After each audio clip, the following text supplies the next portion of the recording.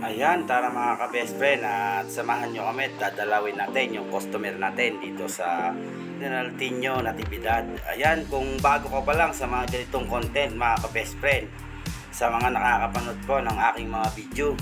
Ayan mga ka-best friend, kung gusto nyo po yung mga ganitong content, huwag nyo pong kalimutan na i-subscribe ang aking YouTube channel at i-follow po ang aking FB page, Boss Binmar TV. Ayan, maraming salamat na po agad mga ka-best friend at sa patuloy na sumusuporta sa aking FB page at YouTube channel. Ayan, big shoutout po sa inyo mga ka-best friend sa mga solid na customer natin dyan sa Gawing General Natividad. Ayan, big shoutout sa inyo sir kung napapanood nyo yung video na to.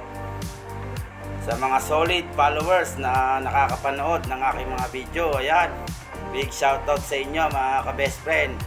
Sa mga solid subscriber sa aking YouTube channel, ayan, Boss Binmar TV, pakisuportahan niyo po ang aking FB page, YouTube channel, at siyempre meron na rin po tayo sa TikTok mga ka-best friend. Ayan, kaya bisitahin niyo lang po yung TikTok natin mga ka-best friend, at meron na rin po tayo dyan. At dyan nga po, dito na nga po tayo sa bayan ng Natividad, at malapit na rin po tayo sa area. Bibisitahin po natin si sir. At yan nga po mga ka-best friend, dumating na nga po tayo sa area. Medyo malapit lang po sila sa Kabayanan mga ka-best friend. Nasa 5 kilometers po siguro yung layo nila sa bayan, kaya medyo mabilis po tayo kasi ang gamit po natin dyan ay yung alaga natin na si Sherbin VIP. Ayan po yung gamit natin dyan, yung alaga natin na si Sherbin, kaya medyo mabilis po yung takbo natin. Kaya sa mga malalayo po na makakuha sa amin ng mga good quality fingerlings at nagka-problema po yung isda nyo, isang tawag nyo lang mga ka-best friend, nandyan po kami sa area nyo. Yun po ang kagandahan sa amin mga ka-best friend, hindi nyo po kami kukulit-kulitin sa pagtawag ninyo. At kung tumawag po kayo sa amin kahit medyo malayo po kayo, andyan naman po yung alaga natin na si Sherbin. Kung kayo man po ay nasa Pangasinan o Tarlac po mga ka-best friend, dyan po sa Gawing Isabela, pwede rin po tayo dyan. Napakalapit po nyan pagka ginamit po natin si Sherbin na pangtakbo sa mga malalayo.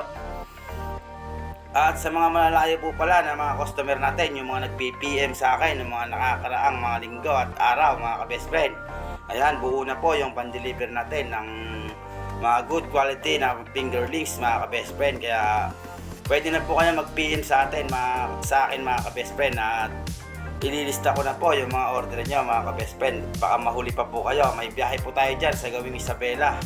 Ito lang po, hinihintay lang po natin yung update ni sir kung kailan po siya magpapadeliver dyan po sa Gawing Alicia Isabela. Yan, big shoutout po sa inyo yung mga taga dyan po sa Gawing Ramon Isabela. Yan, big shoutout po sa inyo yung mga naging customer namin dyan po sa Gawing Bagabag. Yan po, big shoutout po sa inyo mga ka-best friend. At sa mga naging customer natin dyan sa Gawing Ilocos, dyan Ilocos Sur, Ilocos Norte, dyan po sa La Union, ayan, big shoutout po sa inyo mga ka-best friend. At sana patuloy lang po kayo sa pagtangkilik sa aming mga good quality fingerlings, at makakaasa po kayo na quality ang ibibigay namin na pangalaga ninyo mga ka-best friend.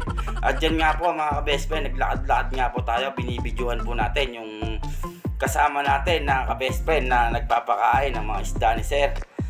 Ayan, big shoutout po sa inyo sir, at salamat po sa pagtitiwala at sa amin po kayo nanguha ng mga alagain na katulad po niyan na mga hito na mga fingerlings. At alam nyo naman po mga ka-best friend na hindi po namin pinapabayaan yung mga nagiging customer namin, lalong lalo na po sa mga fingerlings.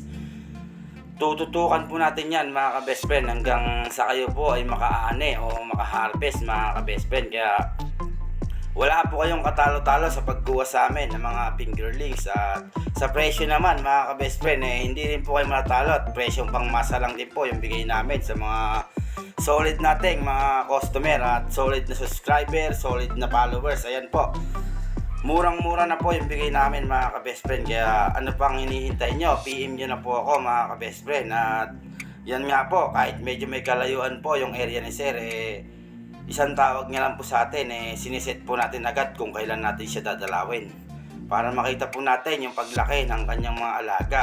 At yan nga po, sa kabilang pispan niya po, yan po yung nilaglagan natin noon ng Pangasius. Halos nasa mga 3 months na po yan mga ka-best friend. Medyo malalaki na rin nga rin po yung kanyang mga alagang panggaseous. At sa hindi nga po pala nakakaalam mga ka-best friend, yung panggaseous po kasi halos taon po aalagaan bago po natin siya harvestin. At sa taon naman po na yon, nasa 1 year o 1.5 year po yan bago siya ma-harvest mga ka-best friend. Isang piraso lang po, tumitimbang po yan ng mga 3 kilo, 4 na kilo, 5 kilo, ganun. Depende po sa paglaki ng inyong alagang mga panggaseous mga ka-best friend. Kaya medyo may katagalan lang po siya bago po siya harvestin. Pero sulit naman po yung pag-aalaga nyo. Oras na sila po ay malalaki na mga ka-best friend. At yan nga po, medyo malalaki na nga po yung panggaseous ni sir. Nakita naman po ninyo mga ka-best friend. At yan nga po, iniikutan po ng ating ka-best friend na nagpapakain po ng hito. Tinitignan niya po kung marami pong nabuhay sa kinarga natin na halos nasa 30,000 po mga ka-best friend. Iniikutan niya pong maigi, mabuti para po makita natin kung marami po yung nabuhay na o mas marami po yung naging mortality niya. Kaya matatansya po kasi natin yan mga ka-best friend sa pagpapakain. Lalong lalo na po yung unang pakain nyo, yung gutom na gutom yung isda. Halos nagpapatong-patong. At yun lang po mga ka-best friend. Ingat po tayong lahat. Salamat po sa lahat po ng nakapanood ng aking video. Ayan, huwag niyo pong kakalimutan na mag-subscribe sa aking YouTube channel. At papalo na rin po sa FB page ko. Salamat po.